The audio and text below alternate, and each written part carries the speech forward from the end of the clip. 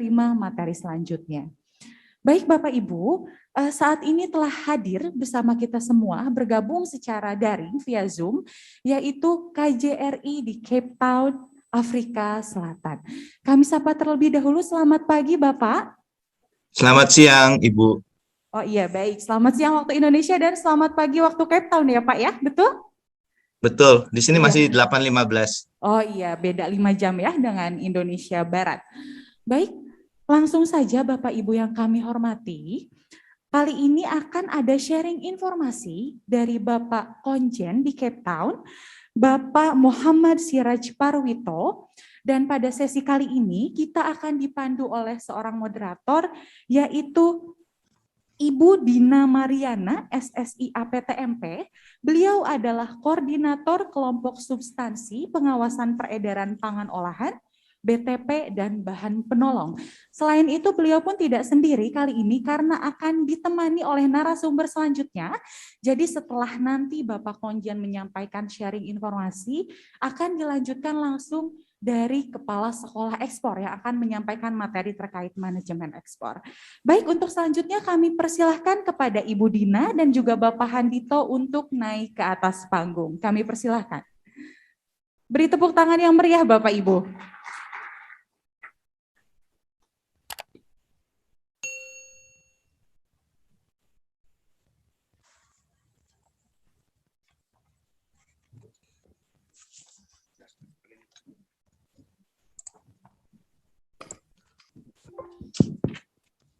Baik, Assalamualaikum warahmatullahi wabarakatuh. Selamat siang waktu Indonesia di Jakarta ya Bapak Ibu sekalian. Telah hadir Bapak Muhammad Siraj Parwito, beliau adalah Konjen dari Captain Afrika Selatan. Kemudian di samping saya juga Pak Andito Pak ya, Andito Juwono ya, dari Sekolah Ekspor ya. Ya. Apa kabar Bu Dina? Baik, alhamdulillah Pak. Semangat terus ya Pak ya. Iya, jadi kita sekarang ke Afrika Selatan ya? Iya, tadi kan dari Sydney Pak, kemudian ke Afrika. Banyak melalang buana nih Pak Muhammad Siraj. Selamat siang Pak Konjen. Selamat siang Pak Andito. Ya, baik Pak Andito, ini kan suatu kolaborasi yang hebat ya Pak ya, antara Badan POM juga dengan Sekolah Ekspor ya, di mana ini merupakan pembelajaran baik kepada pelaku usaha maupun kepada KL terkait Pak ya, terkait dengan peluang-peluang ekspor produk kita ke beberapa negara, terutama dalam rangka ekspor bumbu Pak ya, bumbu rempah ya, seperti itu. Iya, ekspor bumbu rempah, ya. Ini produk Pak. Coba selama ini kalau ingat Afrika Selatan itu ingatnya Presiden Nelson Mandela almarhum ya. Dulu sukanya pakai batik itu ya. Masih ada batik Pak ya di sana Pak? Pak Muhammad Siraj? Ya. Masih. Ya baik, baik Pak Andika, untuk mempersingkat waktu Pak, mumpung ini ada Pak Konjen dari Captain, kami persilakan Pak untuk memaparkan terkait peluang produk kita ekspor ke Afrika Selatan seperti itu, dan mungkin ada isu-isu lagi Pak terkait dengan penolakan ekspor produk kita ke Afrika Selatan. Silakan Pak. Terima kasih Ibu Moderator Pak Andito. Peserta yang saya hormati, kalau boleh saya share screen ya. Untuk KJRI Cape Town, kami mencakup 4 wilayah dari 9 provinsi di Afsel. Afsel sendiri penduduk 60 juta, tapi kami hanya mencakup Western Cape paling bawah, kemudian Eastern Cape, Northern Cape, dan Free State.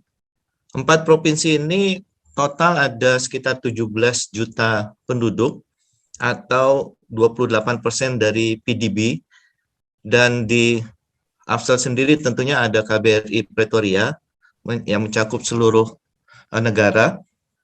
Kalau kita lihat secara demografis, 80% penduduk Afsel kulit hitam, kemudian colored atau campuran antara Asia, Timteng dengan kulit putih atau kulit hitam 8,7%, dan kulit putihnya 7,8%. Namun kulit putihnya ini mayoritas ada di Cape Town.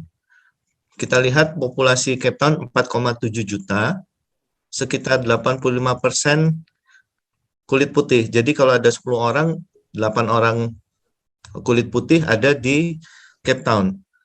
Dari situ ada juga keturunan India, Asia.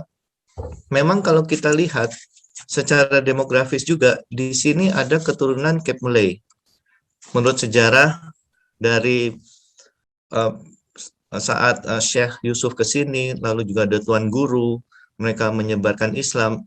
Sebetulnya Indonesia keturunan dari budak yang dikirim oleh VOC ke Afsel sekitar tahun 1600. Dari keturunan Indonesia tersebut, kawin-mawin menjadi disebut Cape Malay.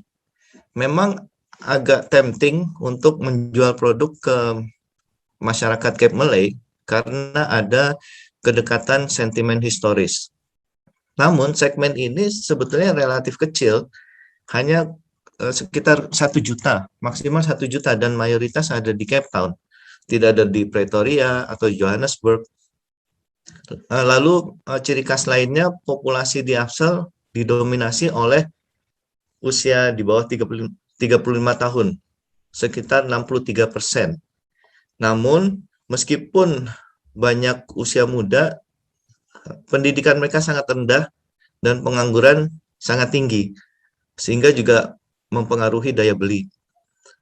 Dalam hal lain, terdapat pula tren migrasi dari negara tetangga, Zimbabwe, Botswana. Mereka mencari pekerjaan di Afsel, karena Afsel termasuk yang perekonomiannya tertinggi di benua Afrika.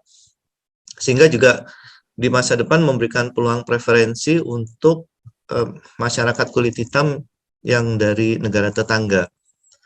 Selain itu di Afsel juga ada, bisa slide berikutnya, di Afsel mereka memiliki bantuan sosial untuk 31% dari total populasi, atau pada tahun 2021 sekitar 18 juta.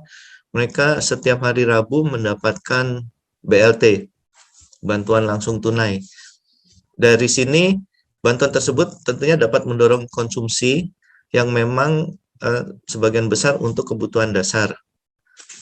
Dalam hal ini FMCGs. Kalau kita lihat perekonomian di Afsel, boleh langsung saja Tio.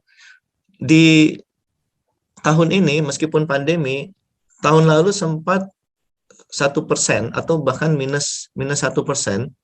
Namun tahun ini sudah kembali bouncing, diperkirakan 3,3%.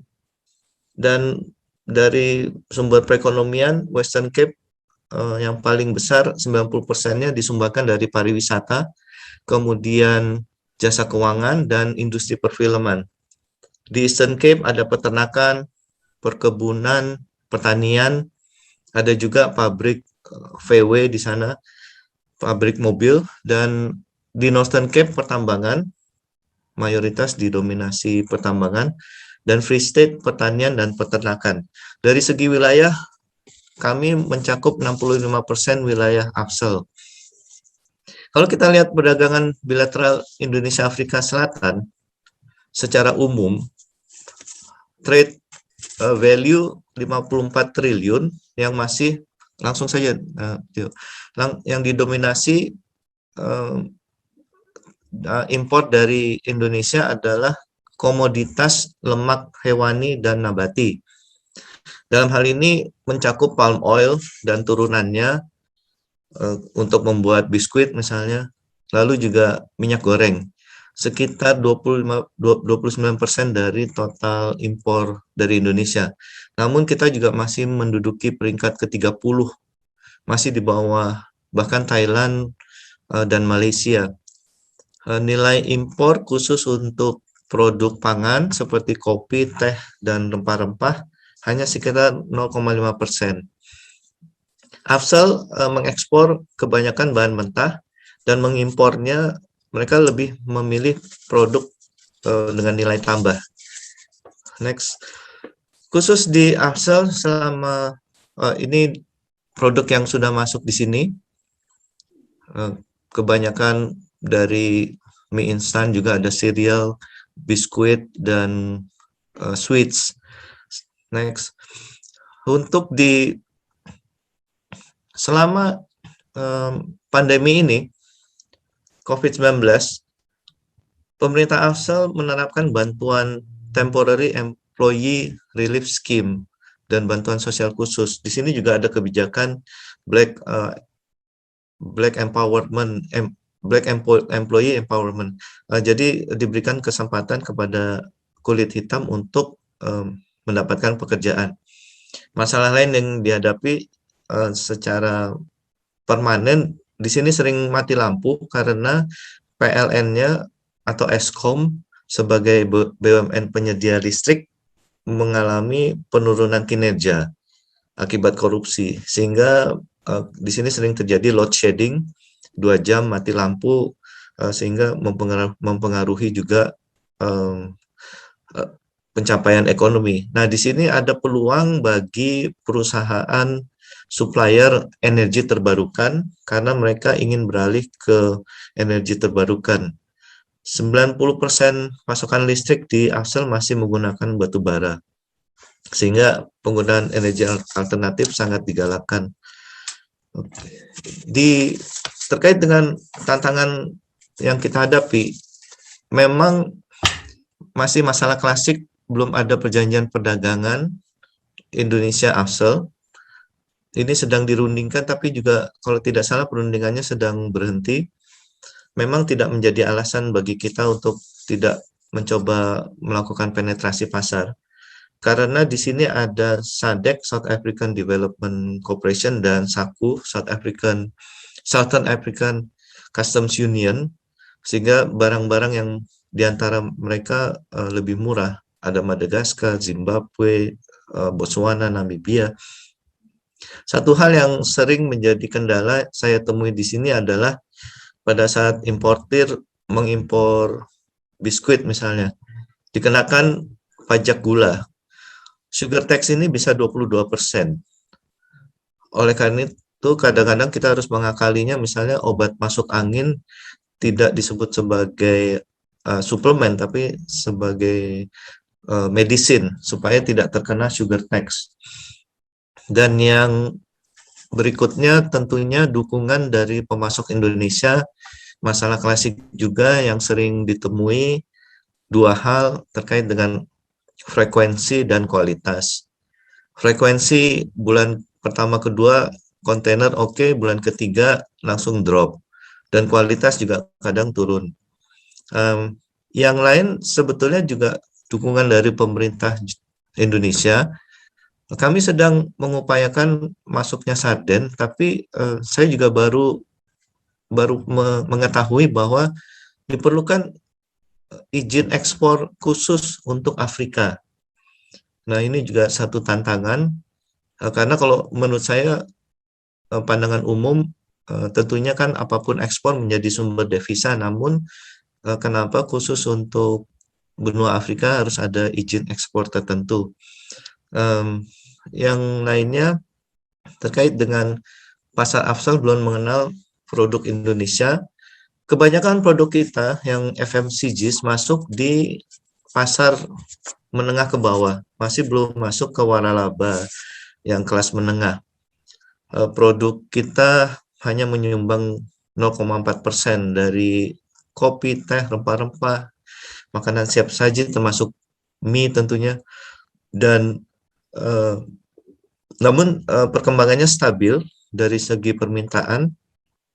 Kalau kita lihat peluangnya sebetulnya kompetisi produk sejenis sangat besar, karena pasar retail di AFSEL khususnya Western Cape tahun lalu didominasi penjualan produk makanan.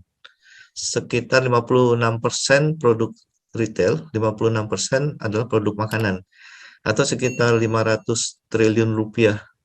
Aturan ketat Afrika Selatan tadi yang saya sampaikan. Demikian berikutnya. Nah, bagaimana kita menyikapi kendala dan masalah yang ada? Peluang penetrasi pasar masih dimungkinkan melalui jalur private label. Jadi teman-teman yang ingin ekspor bekerja sama dengan importir, tapi importirnya menggunakan label mereka. Ini salah satu cara untuk mencari jejak pasar.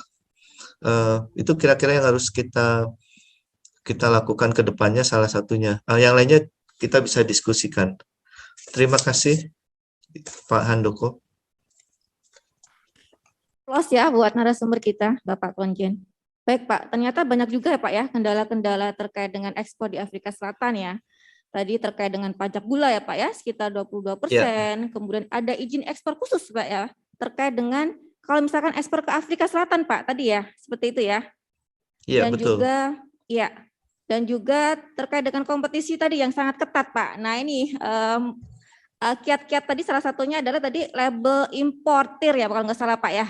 Tadi Iya, di sini Bapak, istilahnya white label. White label, seperti itu ya. Iya. Iya. Kira-kira kalau white label ini bagaimana Pak trik-triknya seperti itu agar para eksportir Indonesia memahami ya trik-trik untuk white label ini Pak? Kalau saya boleh buka sedikit, ya maksudnya ini bukan rahasia juga. Javara misalnya produknya, karena memang masih belum dikenal di sini, tapi produknya sangat bagus karena segmennya untuk konsumen yang health conscious.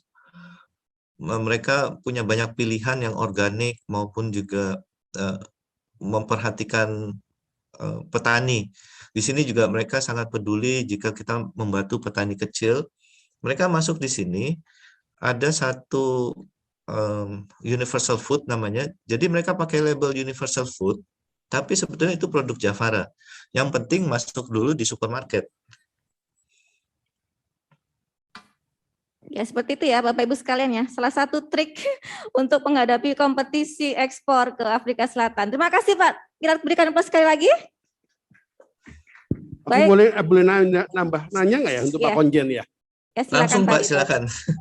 Ya Pak Konjen, ini kan yang hadir ada yang luring di Shangri-La, tapi sebagian terbesar ada di mana-mana ini Pak, daring ya. Jadi ada yang di Zoom webinar, sekarang ini mungkin ada 300 lebih, ada yang di Zoom link yang tadi 160, nggak tahu saya berapa, ada yang di YouTube. Nah, kami berasal dari banyak kota di Indonesia. Ada beberapa orang dari luar negeri, tapi sebagian besar ini dari Indonesia.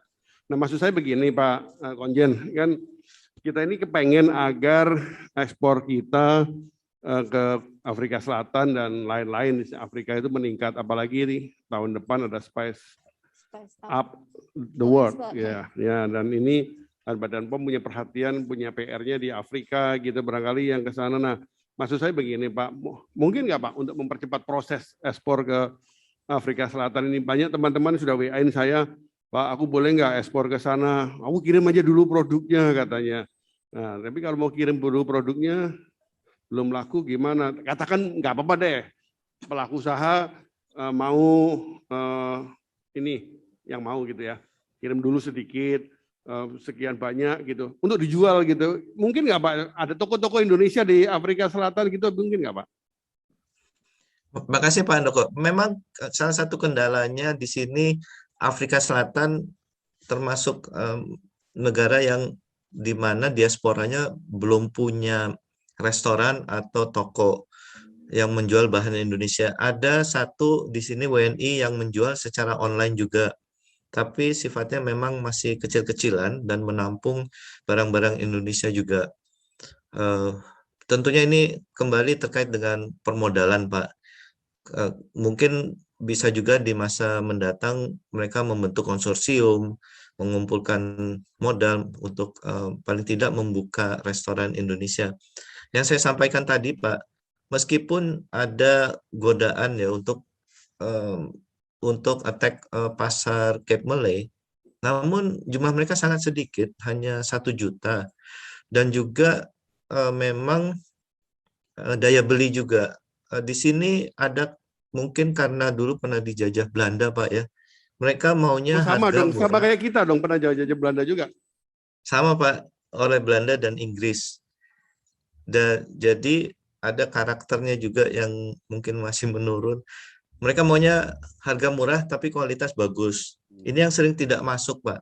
Karena saya harus seringkali mengajarkan ke mereka, produk kita mungkin mahalan dikit, seperti kopi, Pak. Dibandingkan Cina atau kopi Afrika. Bisa beda $2, tapi lebih enak.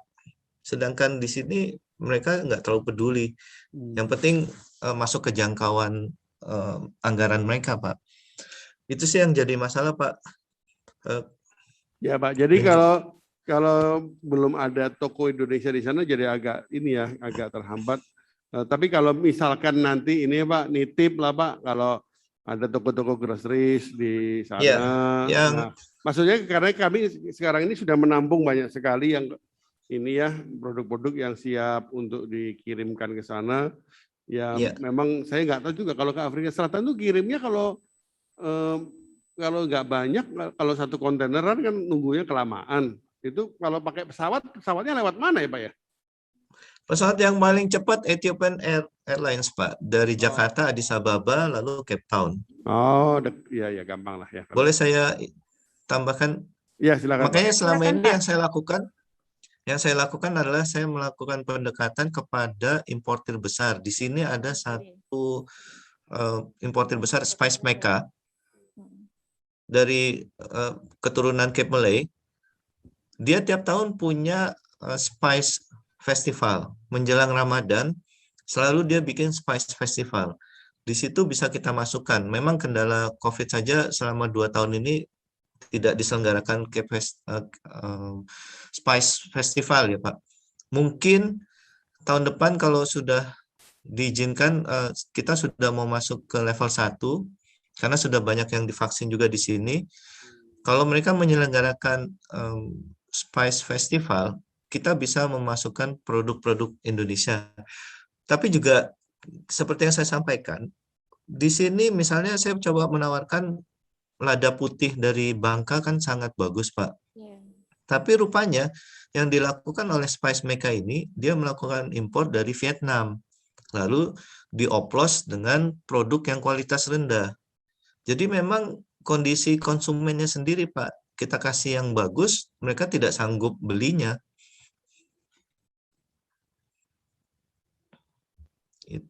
Iya. Terputus ya, Pak? Enggak, memang baik. sudah selesai. Baik, ini kondisi konsumen juga ternyata ya, Pak Dito ya. Iya. Kemampuan daya beli konsumen juga di Afrika Selatan, Pak ya. Jadi kendala juga ya, Pak ya. Ya. Baik, Pak. Ya, Pak, tambahan pertanyaan terakhir, Pak. Jadi sarannya Pak Konjen kalau begitu, produknya teman-teman sekalian ini di sini, diekspornya nunggu pembeli atau kirim dulu ke sana, Pak? Kalau saya selalu filosofinya adalah menciptakan demand dulu, Pak. Dan juga memang banyak hal yang harus disiapkan. Seperti misalnya orang sini kebanyakan dua-duanya kerja. Jadi kalau mereka mau sarapan, mereka maunya yang cepat saji, seperti Indomie makanya laku. Lalu juga ada cereal yang langsung siap saji itu sangat laku. Mereka tidak mau ribet, Pak. Lebih dari tiga langkah untuk membuat satu makanan, mereka sudah pusing, tidak diambil produknya. Dan juga harus ada education, seperti cara menggoreng kerupuk. Kalau tanpa label education ya, mereka langsung cemplungin kerupuknya itu ke minyak, Pak. Padahal harusnya kan deep fry kalau untuk kerupuk. Jadi memang harus banyak, dan kendala kita juga dari dulu kan selalu kemasan, Pak. Kadang produk bagus tapi bahasa Inggrisnya tidak ada. Lalu juga produk halal sangat diminati di sini. Akan sangat membantu kalau ada label halal. Ya, terima kasih banyak Pak Konjen. Saya rasa kita juga lagi dorong-dorong produk halal akan masuk lebih banyak. Mohon nanti kalau ada teman-teman di sini mau kontakan dengan pengusaha di Afrika Selatan, mohon ditemenin ya Pak ya. Ya, saya sangat terbuka, Pak. Saya cantumkan HP saya, Pak, nanti. Ya. Mungkin nanti kolega saya, Tio, juga bisa membantu menjawab. Ya. Baik, terima kasih, Pak Konjen. Ya. Baik, terima kasih Pak atas sharingnya Pak ya. Sangat bermanfaat bagi kami, bagi pelaku usaha di Indonesia untuk ekspor produknya ke Afrika Selatan. Baik, kami akhiri untuk sesi dari Pak Konjen Afrika Selatan, Muhammad Siras Parwito. Terima kasih atas waktunya Pak dan sharingnya kami ucapkan. Baik, kami kembalikan kepada MC. Sama-sama. Tepuk tangan semua. Ya.